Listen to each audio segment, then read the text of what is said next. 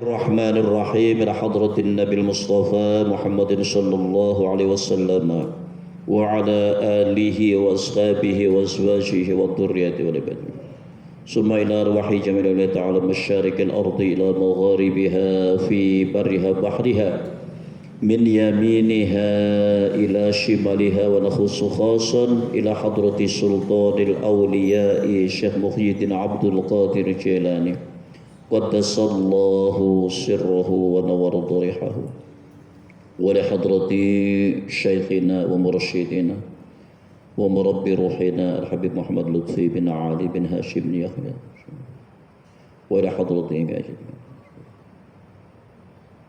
وصول مغفر من الله الفاتحة. أعوذ بالله من الشيطان الرجيم. بسم الله الرحمن الرحيم.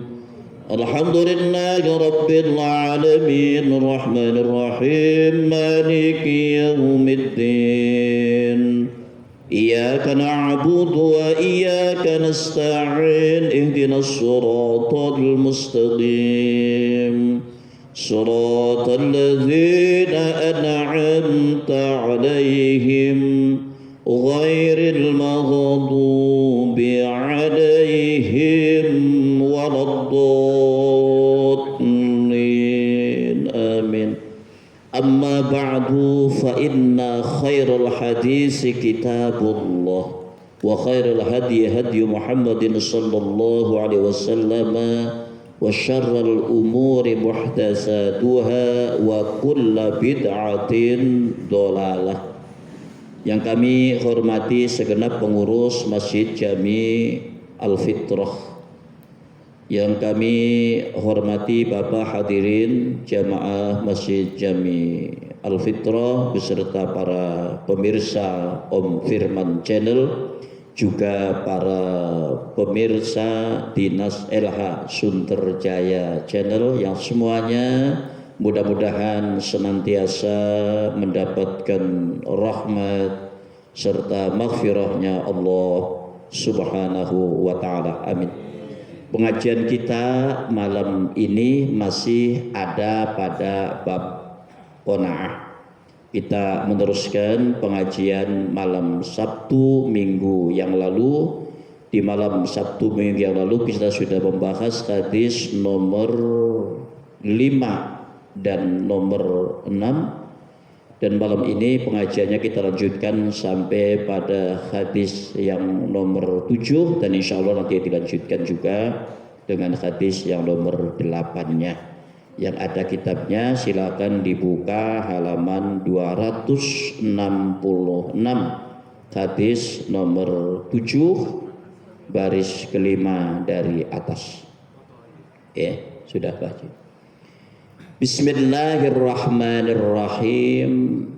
Wa an Abi Abdurrahman bin Muawiyah bin Abi Sufyan Syahri ibnu Harbin radhiyallahu anhu maqala, dari Abi Abdurrahman Muawiyah bin Abi Sufyan Syahri ibnu Harb radhiyallahu anhu berkata, qala Rasulullah sallallahu alaihi wasallam, Rasulullah sallallahu alaihi wasallam bersabda, la tulhihu fil mas'alati, jangan kalian mendesak, jangan kalian memaksa tatkala meminta-minta kepada orang lain.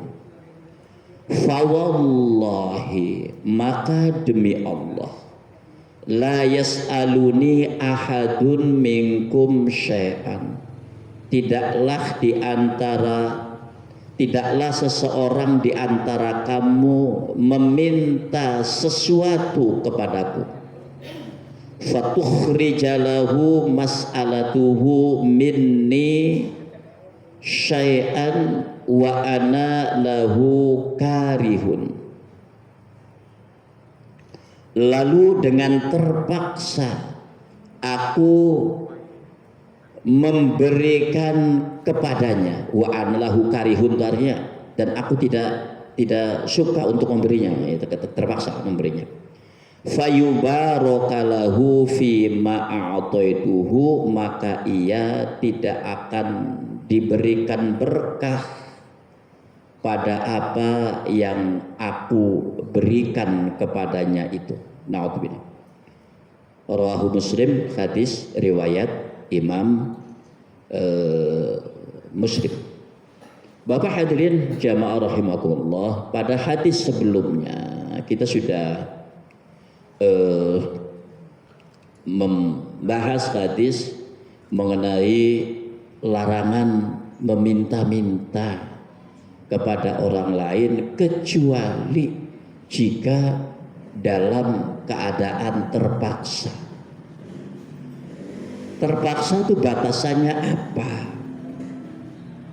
Terpaksa dalam hal makan misalnya, yaitu jika seseorang tidak mempunyai perbekalan makanan, nggak punya persediaan makanan untuk makan pada hari itu, sementara perutnya lapar, itu baru namanya terpaksa.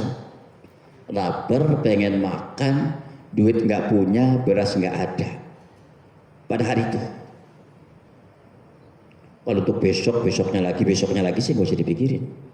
Yang hari itu perut lapar, duit nggak punya, beras nggak ada, baru satu namanya terpaksa.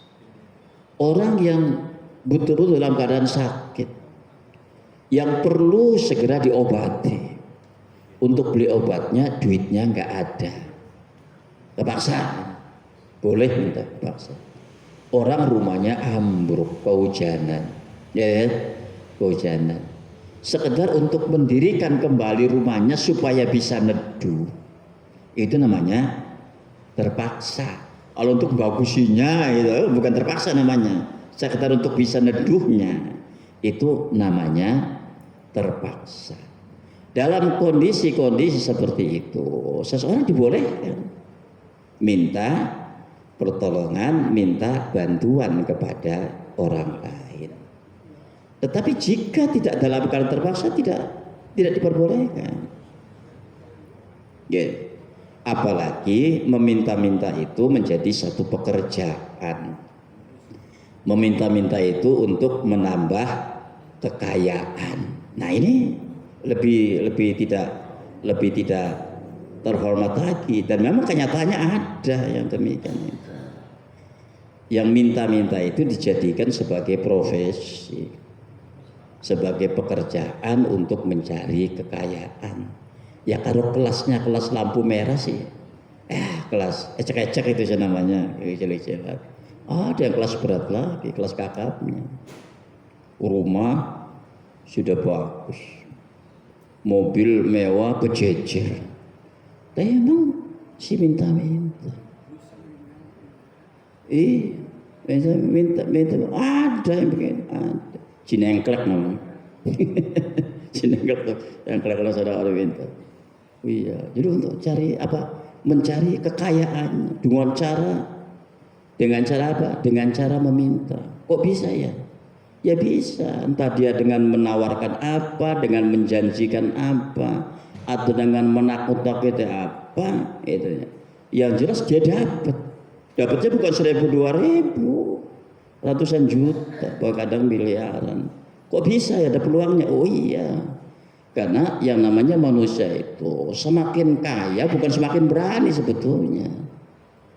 Orang itu semakin kaya raya semakin takut kok. Iya apa ya? Semakin kaya raya semakin penakut orangnya. Gampang beginilah. Kalau bapak ngantongin duit 100.000, terus naik angkot pergi ke terminal, berani pak? Berani. Duitnya cuma 100.000. Tapi coba bapak gondol duit 1 miliar, sok naik angkot ke terminal, berani nggak? Was-was. Jadi orang semakin kaya orang semakin takut. Nah itu kemudian peluangnya dimanfaatkan oleh orang-orang tukang minta-minta tadi. Jadi ada yang begini tuh ada. Minta-minta itu cari kekayaan tuh ada. Dan bukan 1.000 2.000 kayak orang di lampu merah, ratusan juta sekali minta. Nah, Terhadap orang-orang seperti itu, apa kata Rasul Sallallahu Alaihi Wasallam dalam sebuah hadis riwayat Imam Muslim, kata Rasulullah, man sa'alan nasa amwalahum takassuran fa inna ma yas'alu jamran falyastaqil au liyastaksir. Man sa'alan nasa, barang siapa yang minta-minta kepada manusia, amwalahum, minta harta mereka, takassuran, dengan tujuan untuk memperbanyak hartanya, fa inna ma yas'alu jamran, maka sesungguhnya ia itu sedang mengumpulkan bara api. Fal yastaqil au liyastaksir, maka terserah dia mau ngumpulinnya yang sedikit apa mau ngumpulin yang banyak. Nah gitu.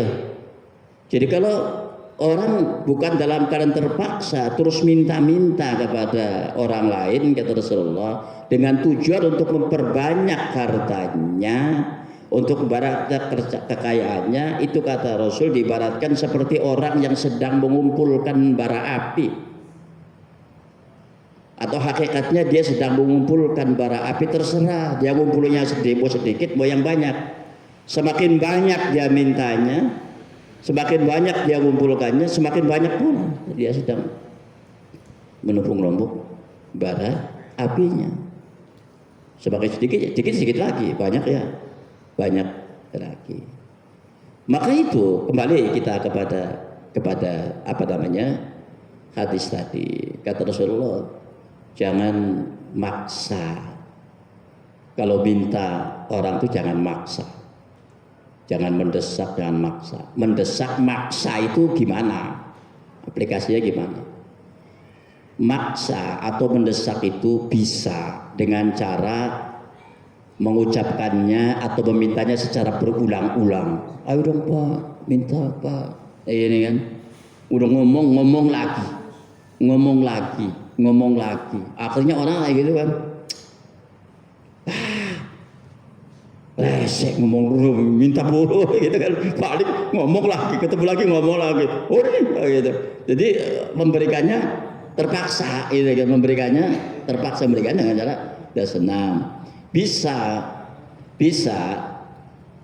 yang disebut mendesak atau maksa itu dengan cara ngambek kalau nggak dikasih. Kalau nggak sih cemberut, kalau kasih besok ketemu nggak mau nyapa lagi gitu. Wah ini orang kalau nggak dia udah tahu wataknya. Ini orang kalau nggak dikasih besok ngambek gitu kan. Wah udah nih nggak dikasih. Ini juga apa namanya? Ini juga maksa, atau ini juga termasuk maksa. Apalagi sampai bantung pintu misalnya gitu, tarik pintu Pak, kalau tarik pintu gubret, itu maksa. Kata Rasul apa tadi? Sesuatu yang kalau orang mintanya maksa seperti tadi disebutkan, bisa ngomongnya berulang-ulang, bisa marah ketika enggak dikasih, maka dia tidak akan mendapatkan keberkahan dari apa yang dia dapatkannya itu. Atau bahasa Cirebonnya, kalau orang dapat ngasih tapi ngasihnya sambil ngosok itu apa ya?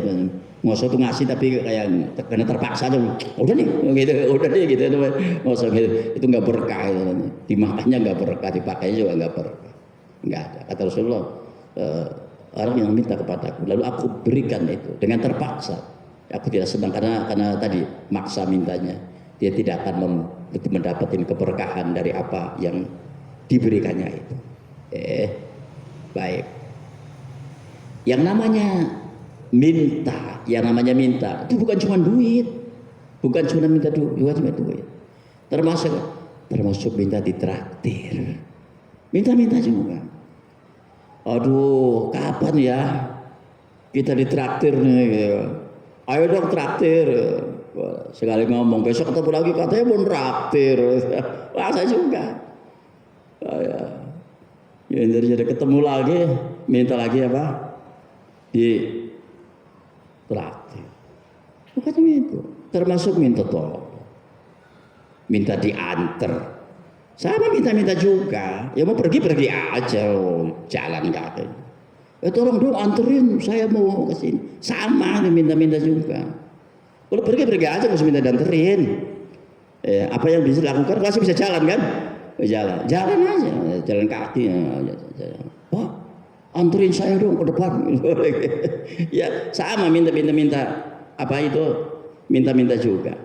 Tuh, minta ditraktir, minta diambilin, minta dianterin, minta beliin ini gak gampangan minta tolong.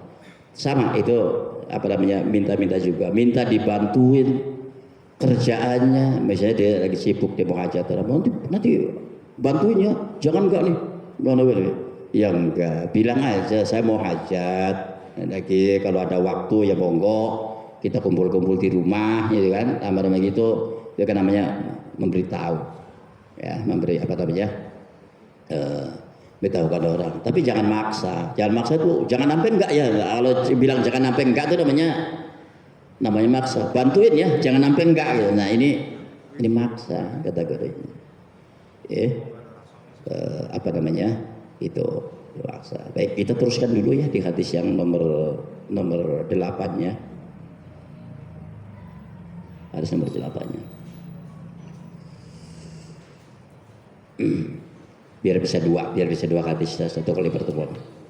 Bismillahirrahmanirrahim. Wa an Abi Abdurrahman bin Auf bin Malik al-Asyja'i radhiyallahu anhu.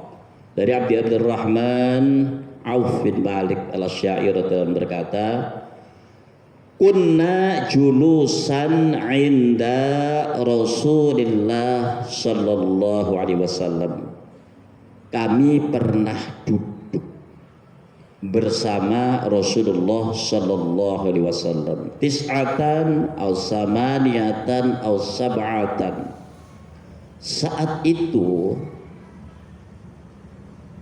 kami ya bersembilan, berdelapan, bertujuh, itu maksudnya jumlah kami saat itu 9 orang atau 8 orang atau 7 orang.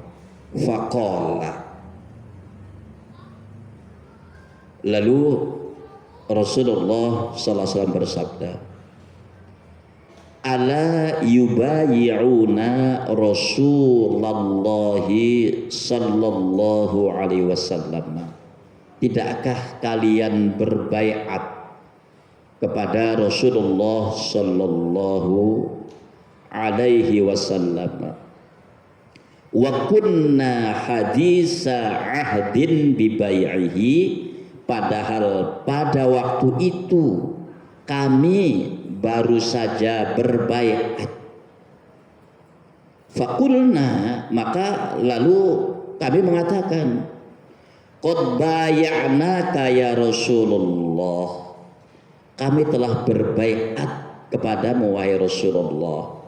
Summa qala, kemudian Rasulullah bersabda lagi, ala yubayi'una Rasulullah, tidakkah kamu berbaiat kepada Rasulullah? Lalu apa reaksi mereka? Fabasatna aydiyana wa qulna, maka lalu kami menjulurkan tangan kami, maksudnya dia serahkan tangannya begitu. Faqulna, lalu kami berkata kembali, qad bay'anaka ya Rasulullah, kami telah berbaiat kepada wahai Rasulullah. Fa'ala ma nubayi'uka, maka dalam hal apa lagi kami harus berbaiat kepadamu? Kan udah, bahasa kitanya kan udah kita berbaiat tuh. Diserahkan tangannya, ya Rasulullah, kan udah kami ini berbaiat kepadamu. Lalu baiat apa lagi? Lalu dalam hal apa lagi kami harus berbaiat kepadamu? Gitu maksudnya. Qala, lalu Rasulullah SAW bersabda kembali, anta'budullaha wahdahu wa la tusyriku bihi syai'an.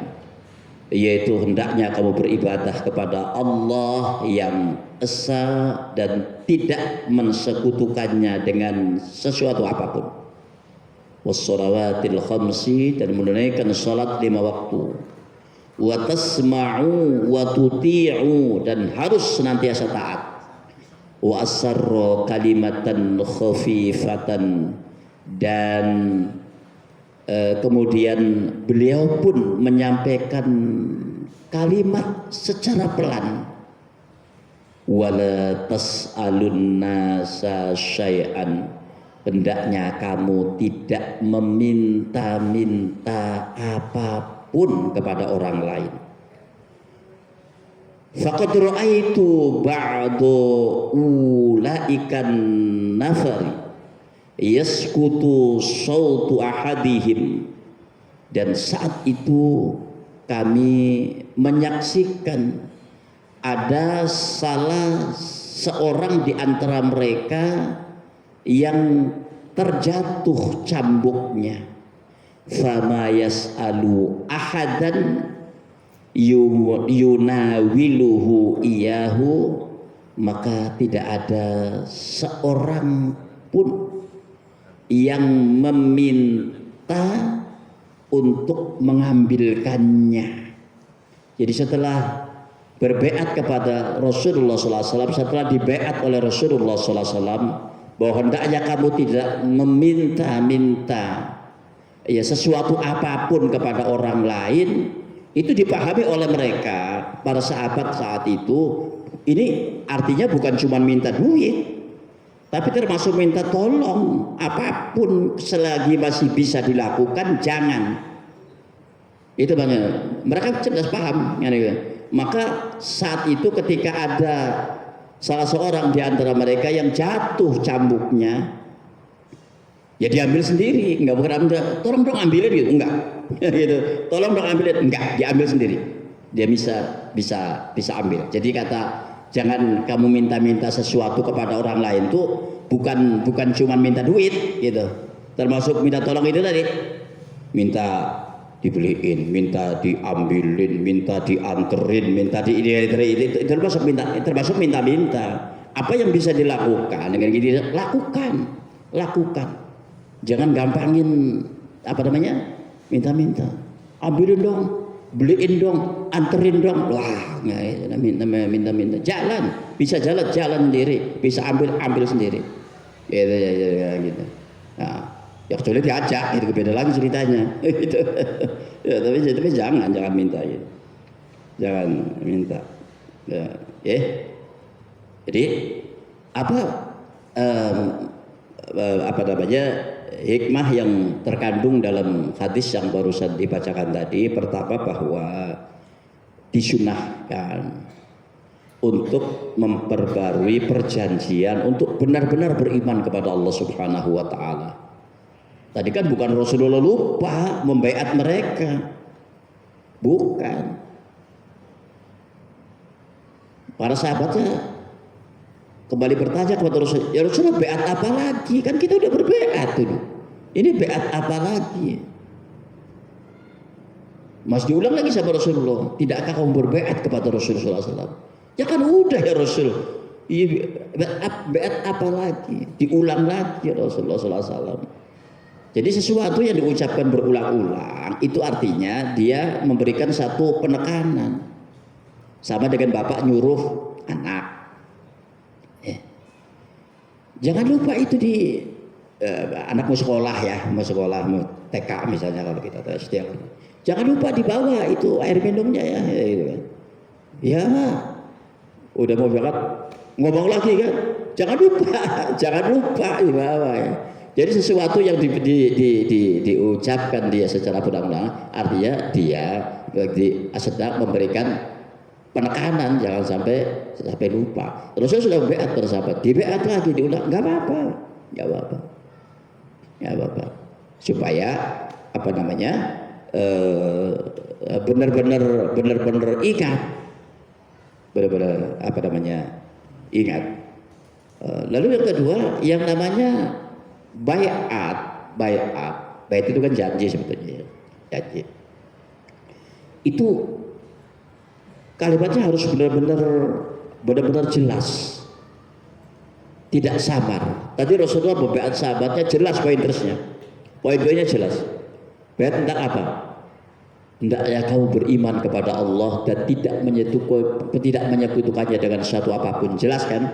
Jelas. Hendaknya kamu menunaikan sholat 5 waktu. Hendaknya kamu senantiasa taat kepada Allah dan Rasulnya. Jelas. Dan hendaknya kamu tidak minta-minta sesuatu apapun kepada orang lain. Kalimat itu jelas. Diucapkan oleh Rasulullah Sallallahu Alaihi Wasallam. Yang kedua, hadis tadi adalah juga menceritakan tentang kesegaraan para sahabat itu untuk memenuhi seruan Rasulullah SAW. Jadi baru saja Rasulullah SAW mengucapkan jangan kamu minta-minta sesuatu apapun kepada orang lain. Masih di situ juga ada satu orang yang cambuknya jatuh, dia nggak minta diambilin sama orang lain. Artinya apa yang dia telah janjikan kepada Rasulullah SAW itu, ya, apa yang diserukan kemudian oleh Rasulullah SAW tadi segera untuk dilaksanakannya. Bukan udah tahu kayak gitu kan, tapi ya ntar deh gitu mau laksanakannya enggak. Jadi apapun yang diserukan itu. Saudara begini, sebelum turun ayat yang melarang kaum muslimin itu untuk minum khamr biasa. Mereka itu di kalangan para sahabat itu ada sebagian masih suka minum khamr sebelum turun larangan itu ya, minum khamr itu. Tapi begitu Rasulullah SAW menyampaikan ayat tadi kepada mereka, kontan saat itu juga tinggalin yang ada di botolnya, yang ada di drumnya, yang ada di embernya, dibuang semua, ditumpahin semua, buang total saat itu juga. Enggak, ya ini udah nggak boleh, tapi dia masih nyimpen gitu, masih punya. Ya tabunglah dihabisin gitu, enggak total saat itu. Saat disuruhkan sama Rasulullah, saat itu juga dilaksanakan. Yang di botol pecahin botolnya, buang gitu, yang di ember tumpahin gitu, dan berhenti total ya gitu. Dari kita setelah tahu lalu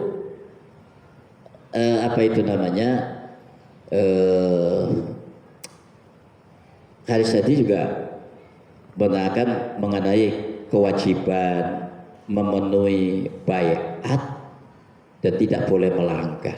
Jadi baiat itu bukan janji yang ya sampai ada, enggak, dia harus betul-betul. Ini yang sering orang menyepelekan baiat, terutama baiat tarekat itu, orang-orang yang ikut tarekat, gampang saya mau baiat, orang baiat ngikut aja gitu. Ya habis baiat ya udah nggak diamalin nggak apa bedanya. Lah ini yang sering gitu. Jangan gampangin. Nanti dulu pikir-pikir dulu, jangan buru-buru main baiat aja. Udah betul-betul Pak ini enggak. Ada enggak waktunya uang untuk itu? Kalau nggak rasa waktunya enggak gini, ya jangan dulu. Dosa. Gitu. Jadi kalau siap gitu, siap mental lah, siap mental, siap waktunya, siap ininya sudah gitu. Ya sudah baiat. Habis itu amalkan, jangan habis baiat terus ditinggalin, nggak itu aja. Lah itu dosa juga begitu. Lalu hadis tadi juga menyampaikan perintah yaitu untuk menghiasi diri dengan akhlak mulia. Apa diantaranya adalah dengan cara tidak membebani orang lain untuk memberi sesuatu. Mintanya maksa, ini sama dengan bebani orang, ya dengan cara apa? Menjaga kehormatan diri dari minta-minta. Orang tukang minta tuh nggak punya harga diri, lalu membersihkan diri. Hadis tadi juga menceritakan tentang bagaimana keharusan kita membersihkan diri dari segala sesuatu yang disebut dengan minta-minta, meskipun itu cuman perkara sepele. Apa Pak? Minta, tapi yang termasuk perkara sepele itu minta apa? Ya itu tadi, minta diambilin, minta dibeliin.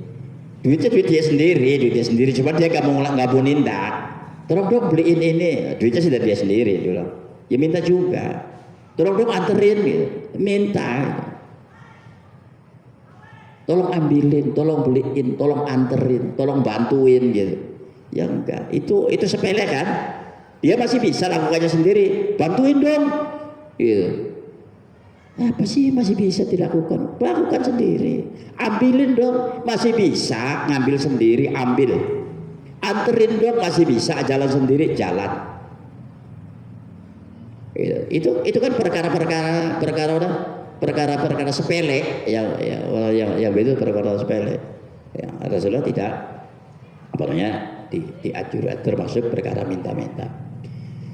Kita masih punya waktu ya sekitar 9 menitan barangkali. Silahkan kalau ada yang ditanyakan Pak sebelum kita masuk ke hadis nomor 3-nya. Barangkali yang boleh ditanyakan, silakan.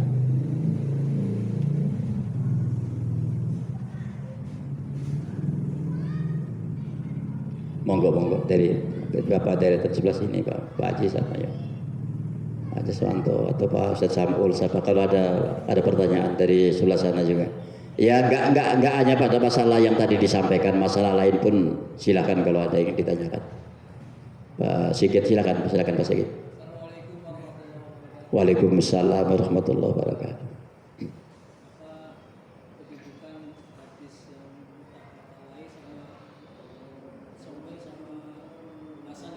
Oh iya. Muttafaqun alaih artinya disepakati oleh keduanya. Maksudnya oleh Imam Bukhari dan Imam Muslim. Baik. Maka itu orang sebut maka orang sering menerjemahkannya muttafaqun alaih itu riwayat Imam Bukhari Muslim karena sudah begitu. Nah, terus hadis itu masih ada tingkatannya. Ya, ada yang sahih, ada yang hasan apa segala macam. Itu bahasanya bahasa dalam ilmu mustalahul hadis namanya. Ada ilmunya sendiri, ada yang membahas tentang itu yang mana yang derajatnya tinggi. Sahih lebih tinggi daripada hasan gitu. Dan seterusnya. Ada ilmu hadis namanya. Nah, ilmu mustalah hadis atau hadis diroyah. Ada ilmunya sendiri yang membahas tentang klasifikasi gitu ya. Jadi ada kita kan belajarnya hadis riwayah. Nih ada hadis riwayah, hadis diroyah. Di sini dia kata periwayatan hadis saja, riwayat hadis. Nah, kalau yang bahas tentang itu tuh ada ilmunya sendiri namanya ilmu mustalahul hadis atau hadis diroyah ya. Yeah. Ada. Iya, muttafaqun alaih itu sudah disepakati oleh keduanya, maksudnya oleh Imam Bukhari, Imam Muslim, ya sudah sahih, sahih. Ada maksud. Iya.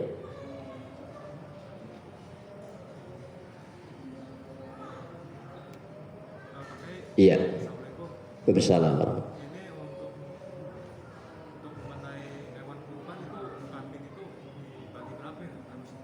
Apa tuh? Hewan kurban itu kambing dibagi berapa harusnya? Oh baginya satu kambing mau dibagi berapa? Tergantung yang mau dibagi berapa orang. Gitu. Jadi nggak ada itu batasan satu kambing harus dibagi berapa. Pertanyaannya adalah korban yang dipotong ada berapa, masyarakatnya di situ yang mau dibagi ada berapa. Kalau orang di kampung dulu zaman saya kecil dulu, itu kan jarang orang korban ya. Di musola itu paling ada korban itu satu kambing untuk orang sekampung. Jadi satu orang itu dapat satu unting namanya. Satu unting itu enggak dibungkus pakai plastik, Mas Dani. Barang plastik gimana barang satu korek api itu. Pak tahu satu korek sekorek api itu potongan dagingnya segitu diikat pakai tutus namanya, tali yang terbuat dari bambu itu diuntingin namanya, set ditarik gitu. Jadi satu orang dapat satu. Karena emang kambingnya satu gitu kan. Orang yang mau dibagi banyak. Jakarta kan alhamdulillah satu masjid itu kan puluhan kambingnya, belum sapinya, belum apanya. Jadi ya bisa dapat satu kresek, bisa dapat 2 kresek. Jadi nggak ada batasnya. Satu kambing harus dibagi untuk berapa orang.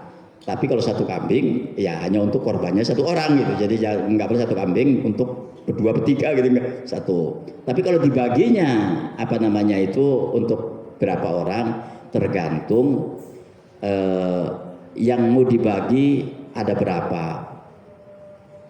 Ya, daging korban yang mau dibagikan nih jumlahnya ada berapa banyak, masyarakatnya yang mau menerima ini ada berapa gitu. Jadi dihitung itu aja. Makanya kan sebelum dicacah ya, sebelum begitu itu panitia harus punya daftar ada berapa orang yang mau dibagi, sehingga nanti sudah bisa ngitung, sudah bisa kalkulasi jumlah korbannya ada sekian, kemudian jumlah yang mau dibagi ada sekian, jadi harus dibagi sekian ratus kantong misalnya gitu. Sudah ada kalkulasinya.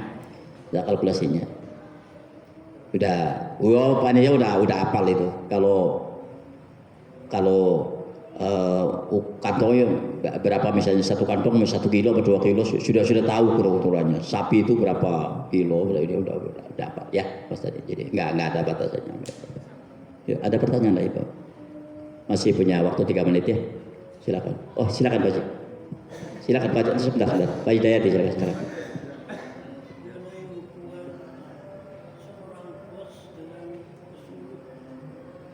Hubungan bos dengan pesuruh.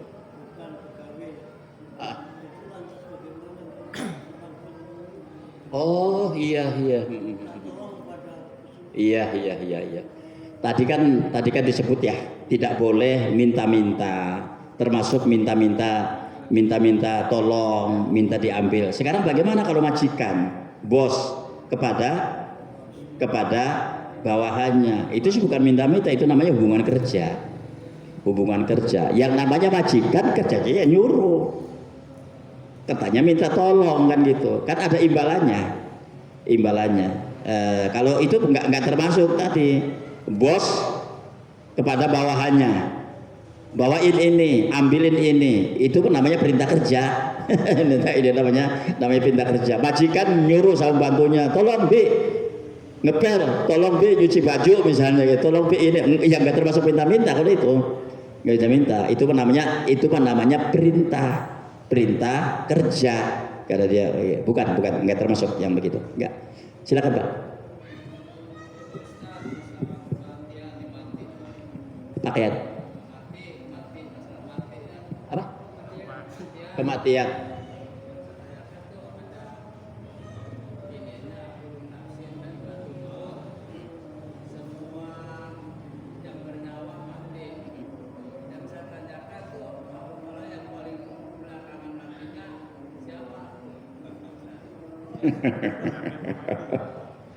Iya.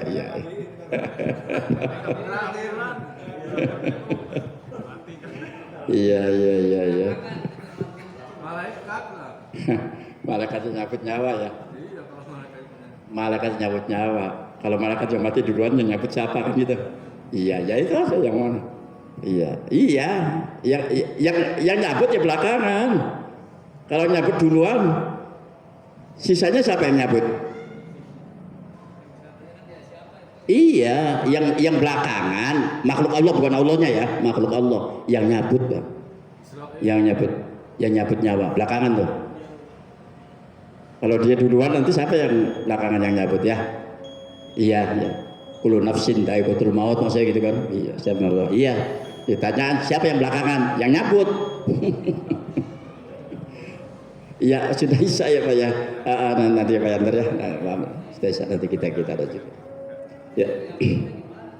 Astaghfirullahalazim, astaghfirullahalazim, astaghfirullahalazim. Allah sallallahu habibina wa syafina akramkum.